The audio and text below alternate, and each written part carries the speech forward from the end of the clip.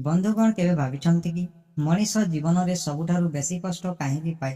ସେଥିରେ କାରଣ ଦୁଃଖ ନୁହେଁ ବରଂ ଅତ୍ୟାଧିକ ଆଶା। ଯେତେବେଳେ ଆମେ ଅନ୍ୟମାନଙ୍କ ଠାରୁ ନିଜ ମନ ମୁତାବକ ବ୍ୟବହାର ଆଶା କରୁ ସେତେବେଳେ ନିରାଶା ଆମକୁ ଘେରି ଧରେ। ଆଜିର ଏହି ଭାଗରେ ଆମେ ଜାଣିବା ଏମିତି କିଛି କଥା ଯାହା ଆପଣଙ୍କ ଜୀବନକୁ ଶାନ୍ତି ଏବଂ ସଠିକ ଦିଗ ଦେଇପାରେ।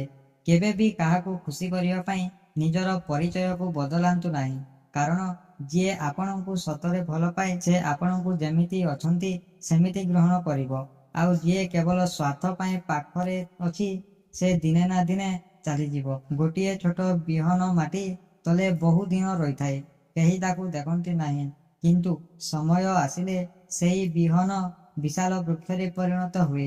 ସେହିପରି ଆପଣଙ୍କ ପରିଶ୍ରମର ଫଳ ମଧ୍ୟ ସଙ୍ଗେ ସଙ୍ଗେ ମିଳିବ ନାହିଁ। ଧୈର୍ଯ୍ୟ ରଖନ୍ତୁ, ସମୟ ଆସିଲେ ସଫଳତା ନିଜେ ଆପଣଙ୍କ ଦ୍ୱାର ଖୋଜି ଆସିବ। ଯିଏ ନିଜର କ୍ରୋଧକୁ ନିୟନ୍ତ୍ରଣ କରିପାରେ ସେ ଜୀବନର ଅଧା ଯୁଦ୍ଧ ଜିତିଯାଏ। ରାଗରେ କହିଥିବା ଗୋଟିଏ କଥା ଏମିତି କ୍ଷତ ସୃଷ୍ଟି କରେ ଯାହାକୁ ବର୍ଷ ବର୍ଷ ଧରି ଭରିବା କଷ୍ଟକର ହୋଇପଡ଼େ। ସେଥିପାଇଁ ରାଗ ଆସିଲେ ଉତ୍ତର ଦେବା ପୂର୍ବରୁ ଥରେ ନିଶ୍ୱାସ ନିଅନ୍ତୁ।